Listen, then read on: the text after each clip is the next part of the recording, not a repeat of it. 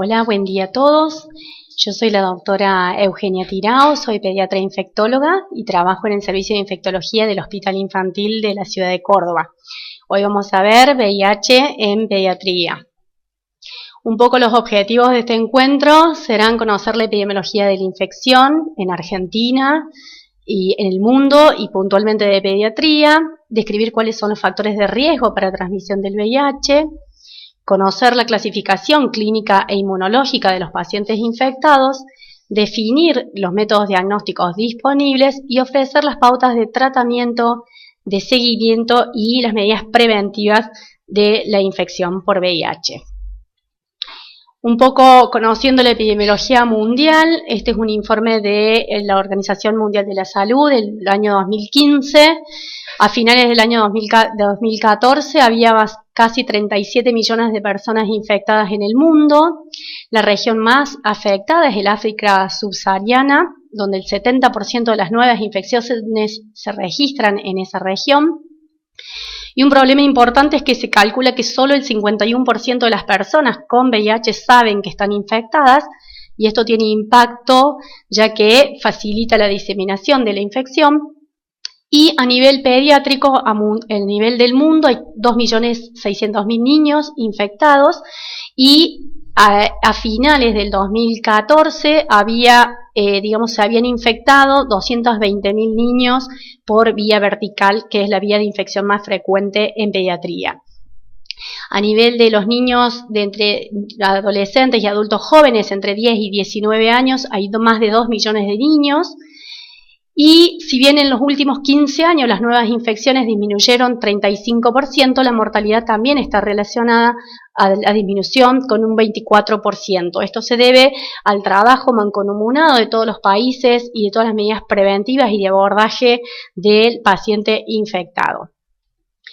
Si nosotros vemos, esto es en Argentina, dos gráficos, uno que corresponde a varones y otro a mujeres. Si vemos las tasas de infección, el grupo que más está disminuyendo en el control es entre los 25 y 34 años, y entre los 35 y 44 años son las tasas, fíjense, en las mujeres, las tasas de infección están disminuyendo año a año, no hay grandes variaciones. Las tasas por 100.000 habitantes se mantienen más o menos estables en los últimos 10 años y el grupo de 55 años hacia adelante prácticamente están estáticas. Estos son los números de diagnósticos de los últimos años hasta el año 2010. Fíjense que los diagnósticos, por suerte, en pediatría de 0 a 14 años están disminuyendo en forma sostenida. Fíjense, el año 2010 hubo 100 casos y ahora vamos a mostrar otro gráfico donde en los últimos años ha disminuido a 30. Esto es porque es un objetivo de salud pública a nivel de nuestro país de lograr controlar la infección transmisión vertical, imitando el ejemplo de Cuba, que el año pasado, finales del año 2015, fue el primer y único país del mundo que logró certificar la erradicación de la infección vía vertical. Ese es un dato realmente alentador porque significa que puede lograrse el control de la transmisión vertical del VIH. Y digamos el grupo de los 15 a los 24 años, de 15 a 19 y de 20 a 24, que son los otros colores, si bien disminuyen, hay que seguir trabajando en estos grupos etarios. Este es un boletín de la Dirección de VIH-Sida y ETS de Argentina del año 2013. Al año 2013 teníamos 110.000 personas infectadas en la Argentina. Y en nuestro país la realidad es que 1/3 de las personas lo desconocen. En esto hay que trabajar para estimular los diagnósticos, para que todo el mundo conozca y pueda de esa manera frenar la epidemia. Hay 6.000 casos, se calcula que hay 6.000 casos por año, sigue predominando a nivel de varones, 2 varones por cada mujer diagnosticada, y la edad media de diagnóstico en nuestro país es de entre 32 y 33 años. Este gráfico, fíjense, los grupos, digamos, las vías de transmisión en Argentina del año 2005 al 2013, la que, digamos, dentro de la transmisión vertical, estos son los casos diagnosticados por fíjense que paulatinamente los casos van bajando. Hemofílicos, por suerte, prácticamente ya no hay casos por transmisión, por transfusión, lo mismo pasa a las transfusiones y accidentes laborales, prácticamente nula esa vía. Este es el porcentaje total de nuestro país de tasa de transmisión perinatal. El total país tenemos una tasa al año 2014 de una tasa de 4,8. Esto está bueno. La zona centro donde estamos nosotros tenemos una tasa del 3%.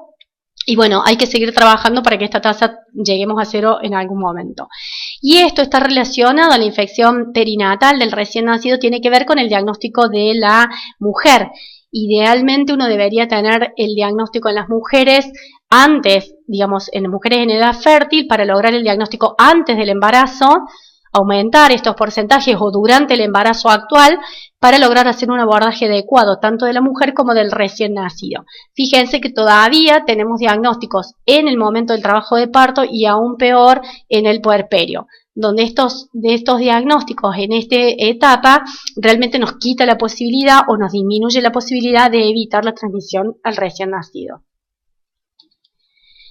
Si nosotros estudiamos las vías de transmisión en Argentina, vemos en el gráfico de la izquierda, fíjense que los varones se siguen infectando en gran medida por relaciones homosexuales. Un 45% de los hombres se infectan por relaciones con hombres y un 45% se están infectando con relaciones por mujeres. Esto es totalmente diferente en la mujer.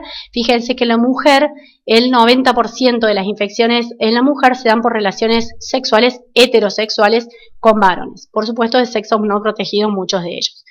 Y esta curva de la derecha nos muestra el número de niños en Argentina año a año de infectados. Como les dije anteriormente, fíjense que la curva va en descenso y que en el año 2013 hubo en toda la Argentina solamente 50 casos de niños infectados y que por suerte para el año 2014 han disminuido a 30. Y si seguimos trabajando, quizás lleguemos a cero como lo hizo Cuba. Actualmente, digamos, esto es en pediatría puntualmente. Este es un dato del año 2012, que hay 3.000 niños y adolescentes en toda la Argentina, de los cuales el 50% viven en Buenos Aires. Un reporte de Córdoba del año 2012, teníamos 186 casos pediátricos en la provincia de Córdoba, de los cuales el 50% vive acá en la ciudad de Córdoba. Como dije anteriormente, el 90% de los casos en edad pediátrica son por vía vertical, y que la infección puede darse en cualquier etapa del embarazo, siendo la más importante el intraparto. Ahí es donde se producen la mayoría de las infecciones al recién nacido.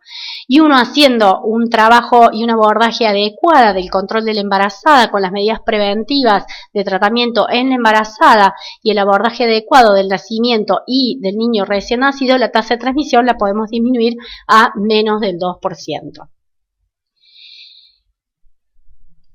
En pediatría tenemos que, sobre todo en adolescentes y en adultos jóvenes, que vimos que son los grupos donde no hay franca disminución de los casos, fíjense que las mujeres, el 87% de las mujeres comprendidas en esa edad se infectaron por relaciones sexuales desprotegidas.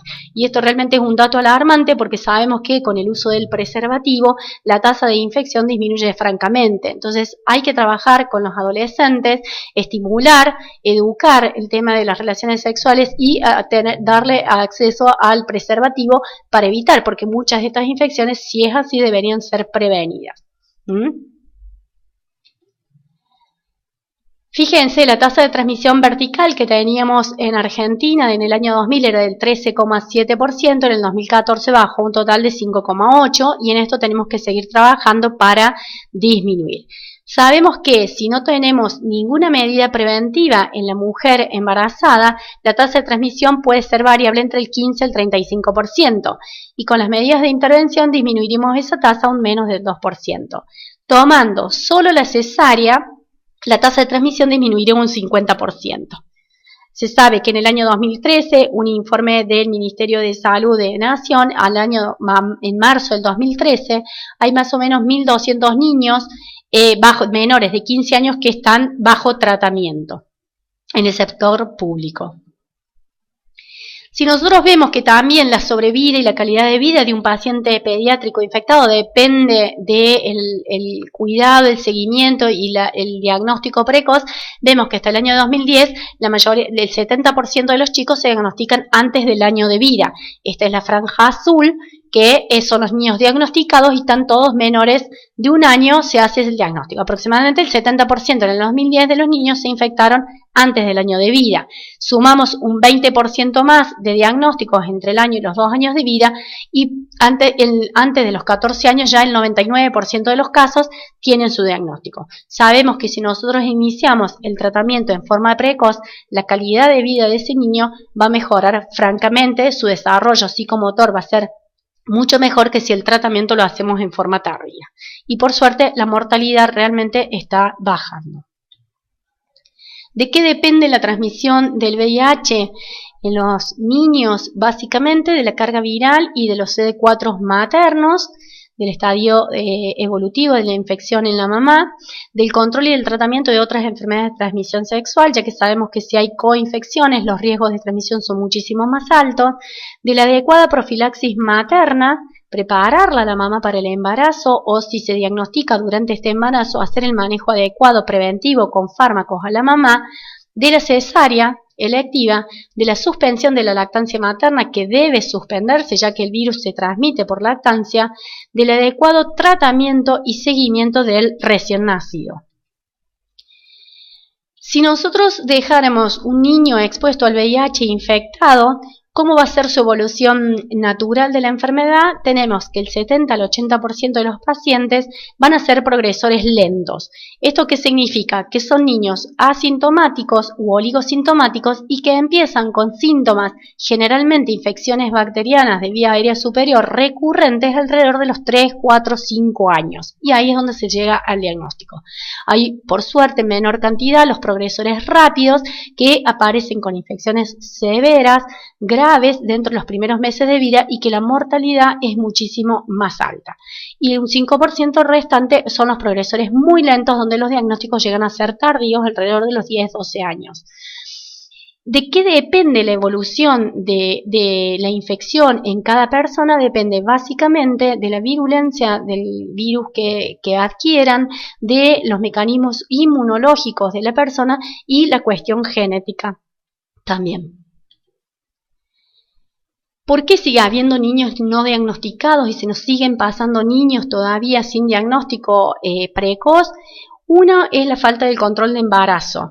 En esto hay que trabajar todo el equipo de salud para hacer un control adecuado del embarazo y hacer el testeo oportuno de la embarazada y de la pareja. El ofrecimiento del test tiene que ser universal y en toda la oportunidad que una persona tenga el contacto con algún sistema de salud. Muchas veces la burocracia y la falta de coordinación, hay falta de entrega de los resultados de manera adecuada y oportuna y muchos de ellos también el acceso al tratamiento antirretroviral que a veces puede pasar que no sea la ideal. Entonces, si nosotros tenemos niños que han estado sin diagnóstico o que no tenemos un control adecuado, siempre hay que tener en cuenta los factores de riesgo de los padres. Esto hay que tenerlo presente si tenemos fallecimiento de alguno de los padres por causa desconocida, nos tiene que hacer alertar la sospecha de una posible infección de VIH, antecedente de VIH en la misma madre o en las parejas de la madre, el uso de droga endovenosa, si tiene los papás otras enfermedades de transmisión sexual, la tuberculosis. En los papás, tuberculosis y VIH van juntas, de hecho es la forma de manifestación más grave, más frecuente en los adultos y es una de las causas de muerte de los pacientes infectados con VIH, es la tuberculosis. Por lo tanto, siempre tenemos que tener presente la tuberculosis en la familia y hacer el diagnóstico o ofrecer el testeo para VIH. Sospechas de abuso sexual, antecedentes de transmisión, de transfusiones, que por suerte prácticamente ya es nula en Argentina. Teniendo estos antecedentes, lo que tenemos que ver también cuáles son los signos o síntomas que pueden estar asociados a la infección, y uno es el retraso pondoestatural o madurativo del niño, una linfadenopatía generalizada persistente, que tenga hepato o esplenomegalia, Las infecciones bacterianas recurrentes, sobre todo de vía aérea superior, son como uno de los datos más importantes y más frecuentes en pediatría. La diarrea crónica, un síndrome febril prolongado, la hipertrofia parotidia prolongada y recurrente, trastornos dermatológicos recurrentes o seborrea grave, una anemia sin causa y que no responda a veces al tratamiento con hierro, trombocitopenias o linfopenias, hepatitis sin causa o proteinogramas con hiper o con hipogamaglobulinemia, tenemos que sospechar que el paciente puede estar infectado. Si nosotros tenemos un niño, ¿cómo vamos a hacer el diagnóstico? Si tenemos un niño mayor de 18 meses, donde recabamos estos antecedentes que nombré antes y tenemos algún signo o síntoma sospechoso, vamos a hacer diagnóstico serológico. Si nos da positivo, lo definimos como un paciente infectado y si tenemos una serología negativo, prácticamente se descarta. Esto es que el estudio serológico se hace a partir de esta edad porque en menores de edad los anticuerpos son interferencia con los de la mamá. Entonces, si el niño tiene menos de 18 meses, ¿cómo vamos a hacer el estudio? Con estudios virológicos. Podemos hacer ADN proviral o ARN, todo diagnósticos por PCR, para tener el diagnóstico precoz. Si es un niño que viene estudiada la madre y que tenemos un diagnóstico programado en el nacimiento, podemos hacer una prueba entre las 24 y las 72 horas o 14, 30 días después, si el paciente lo podemos hacer en esa edad, y ahí definiremos si la primera PCR es positiva, debemos confirmar con una segunda muestra, y si es nuevamente positiva, el niño es infectado. El diagnóstico por PCR en un niño menor de 18 meses son con 2 PCRs positivas. En el caso que en un diagnóstico programado la primera PCR sea negativa, debemos repetir una al segundo mes. Para ahí definir si persiste negativa, debemos certificar con una tercera y el alta definitiva se da a los 18 meses con un estudio serológico. En general, con 2 pruebas negativas, prácticamente el diagnóstico está descartado. Si tenemos nuevamente una positiva acá, habrá que confirmar y si es positiva definimos como infectado.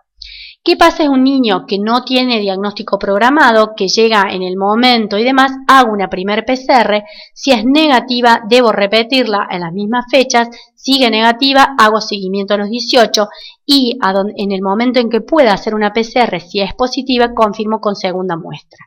Repito, el diagnóstico en un niño menor de 18 meses lo voy a hacer con 2 pruebas de PCR positivas.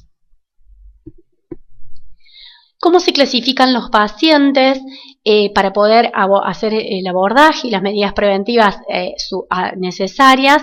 Va a variar en función de la edad. Hay categorías definidas por la OMS en los menores de 13 años y mayores de 13 años. Las categorías clínicas, hay clínicas e inmunológicas. Las clínicas las clasificamos clase N, asintomático o un solo síntoma de una clase A que son pacientes que tienen síntomas leves. Clase B cursan con síntomas moderados y clase C son los que presentan síntomas graves. ¿Qué categorizamos como síntomas de clase A? Las linfadenopatías persistentes en 2 o más sitios, la hepatomegalia, la esplenomegalia, la dermatitis, infecciones recurrentes o persistentes, una anemia menor de 8 gramos persistente, neutropenias, trombocitopenias de más de un mes de evolución, un episodio de sepsis, neumonía o meningitis bacteriana, miocardiopatías, el muguet persistente en mayores de 6 meses, diarrea recurrente o diarrea crónica, hepatitis, estomatitis recurrente por herpes, fiebre persistente, varicela complicada, nefropatía o más de un episodio de herpes zóster. Todos estos pacientes entran como clase B. ¿Qué vamos a tener como clase C? Son infecciones bacterianas graves, múltiples o recurrentes, confirmadas por cultivo, la candidiasis esofágica o pulmonar, micosis profunda, enfermedad por citomegalovirus, encefalopatías, disminución del crecimiento cerebral, déficit motor, linfoma cerebral o de Burkitt, tuberculosis diseminada o extrapulmonar, otras micobacterias atípicas, la neumonía por Pneumocystis carini, toxoplasmosis cerebral o síndrome de consunción. Esas son las categorías clínicas. Además, debemos clasificar a los pacientes con categorías inmunológicas en función del número de CD4 para menores de 1 año, de 1 a 5 y de 6 a 12 años. Esto generalmente hasta los 5 años le damos más valor es más indicativo y mejor se relaciona con la progresión de la enfermedad el número absoluto hasta los 5 años. A partir de los 6 años tomamos el porcentaje porque es menos variable. Entonces vamos a clasificar que no tiene compromiso inmunológico en función más de 1500 o más de 1000 o más de 500 en función de la edad, con un compromiso inmunológico moderado, ahí están los valores, o un compromiso grave, si los CD4 son menos de 750, menos de 500 o menos de 200 a partir de los 6 años. ¿Cómo vamos a hacer la clasificación? Entonces, para poder catalogar al paciente, relacionamos los síntomas clínicos más las categorías inmunológicas y vamos a clasificar si son asintomáticos con N1, N2 o N3. El número corresponde a lo inmunológico. Los clase A son los sintomáticos con clase 1, 2 o 3, B, 1, 2 o 3 o clase C. ¿Qué hablamos o cómo definimos SIDA? Todos los pacientes que entran clase C. Tengan, independientemente del valor de los CD4, todos entran con diagnóstico de SIDA, los que entran en esta categoría de clase C, más la neumonía intersticial linfoidea que entra dentro de los síntomas B. ¿En qué casos están indicados los tratamientos? Esto es un informe del Ministerio de Salud junto con la Sociedad Argentina de Pediatría, OPS y UNICEF del año 2012. Está indicado en todos los niños menores de 2 años. Se ha visto que si uno inicia el tratamiento en forma precoz, la evolución clínica de la enfermedad, el desarrollo madurativo, el desarrollo de crecimiento pondoestatural es muchísimo mejor que los niños tratados tardíamente. ¿Qué pasa en un niño que ya superó esa edad y que tiene entre 2 y 5 años? Vamos a tratar a todos los definidos como SIDA o los que tengan síntomas clase B. En esos niños vamos a indicar tratamiento. O un niño con cualquier categoría de clínica, pero que tenga menos del 25%, o que sean niños asintomáticos, pero que tengan una carga viral elevada de más de 100.000 copias. Estos son los casos en los que nosotros vamos a iniciar tratamiento antirretroviral.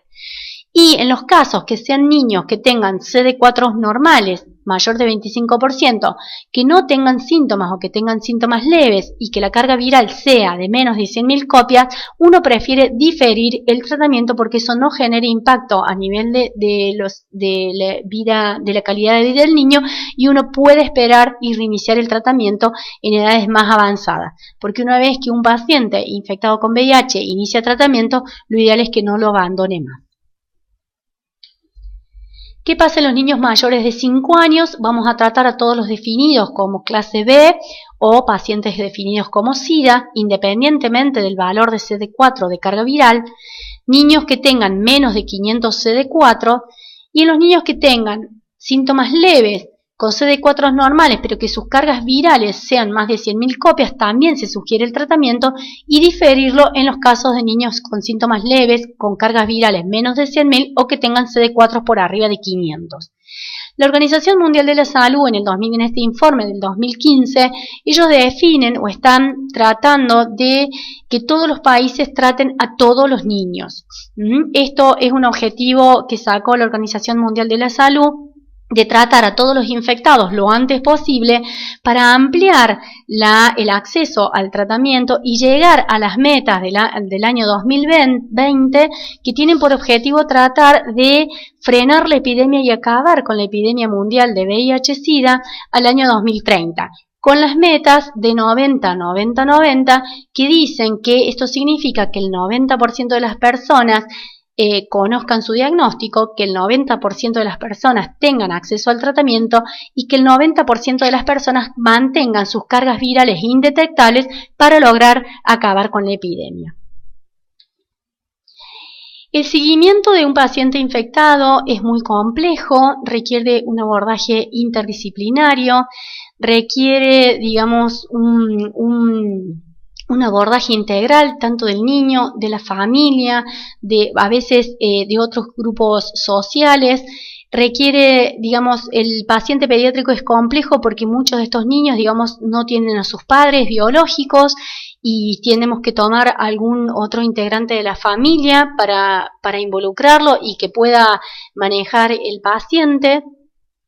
Requieren de un control clínico, crecimiento, desarrollo nutricional, evolución de cada uno de los órganos, hacer un control de laboratorio y serologías al inicio y luego durante el tratamiento, cargas virales y CD4 en forma regular.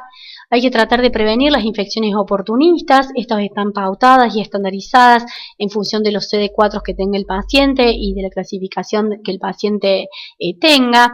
Hay que evaluar la adherencia y la tolerancia al tratamiento antirretroviral. Esto es complejo porque es una enfermedad crónica y con toda la implicancia que lleva a acarrear con una enfermedad crónica. La adherencia al tratamiento a veces tiene sus bemoles, sobre todo en los niños más grandes que ya pueden manejar solo la medicación, o en la etapa de la adolescencia, que es una etapa particularmente vulnerable en el crecimiento del paciente. El soporte psicosocial hay que hacerlo tanto al niño, a la familia, a veces a los hermanos que no están infectados, que muchas veces nos olvidamos, pero los hermanos no infectados también hay que hacerle un soporte por tener el hermano infectado y a veces los descuidamos. El apoyo a la escolarización, mantener el niño escolarizado el mayor tiempo posible, evitar la falta a la escuela con esto de los controles ayuda, digamos, a que el niño tenga una vida lo más normal posible. Los controles oftalmológicos, cardiología, neurología, odontología cada 6 meses o cada 1 año dependiendo del paciente, y no olvidarse nunca la vacunación.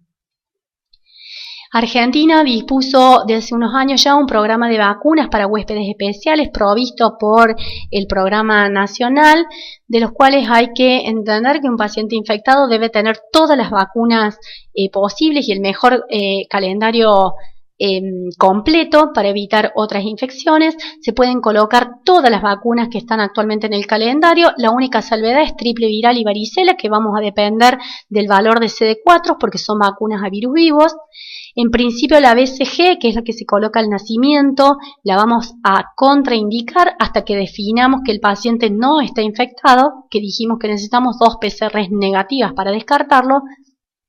Varicela debe colocarse 2 dosis, aplica el PAI para este tipo de pacientes. La meningococo tetravalente conjugada también se lo ofrece a los pacientes infectados. En estos pacientes haremos 2 dosis. Prevenar 13 y la Pneumo 23, que es la polisacárida de neumococo. Las 2 vacunas disponibles de neumococo en el calendario deben ser colocadas. Incluso tenemos el programa hasta los 18 años con Prevenar 13, eso hay que actualizarlo y deben tener sus vacunas. La HPV, que en el calendario está colocada solamente para niñas. En los infectados con VIH también deben ser colocadas a los varones y está aprobada desde los 11 años hasta los 26 y deben tener sus 3 dosis. Gripe, que debe ser colocada en forma anual al paciente y a los convivientes, y nunca olvidarse de tener el carnet completo a los convivientes de un paciente infectado. Para cerrar, las conclusiones serían: debemos trabajar todos para fortalecer la prevención de la transmisión por vía sexual en este grupo de adolescentes de 15 a 24 y a 35 años para evitar la transmisión sexual, que es una de las más importantes y que es como una bastante simple de prevenir con el uso de preservativos. Hay que ofrecer testeo a todas las embarazadas, idealmente a todas las mujeres en edad fértil si se puede. Nunca olvidarse de ofrecer el test a la pareja. Debemos hacer un seguimiento adecuado del recién nacido, manejo interdisciplinario del niño. Solos no podemos hacerlo, necesitamos de psicólogos, nutricionistas, trabajadores sociales, las otras especialidades médicas para que el niño pueda ser manejado en forma adecuada. Y siempre, como nosotros los pediatras, debemos favorecer la transición del adolescente a un centro de adultos, que eso a veces no es tan simple porque son niños que han estado muchos años en nuestra institución y el adolescente puntualmente es vulnerable por todos los cambios psíquicos aspectos emocionales del cuerpo, hormonales, y tienen una situación particular de acarrear una enfermedad crónica, y encima de lo que es inicio de relación sexual, el deseo de ser padres, donde se complejiza un poco el abordaje del adolescente, y debemos favorecer o estimular el pasaje a un centro de adultos lo más sano posible. Muchas gracias.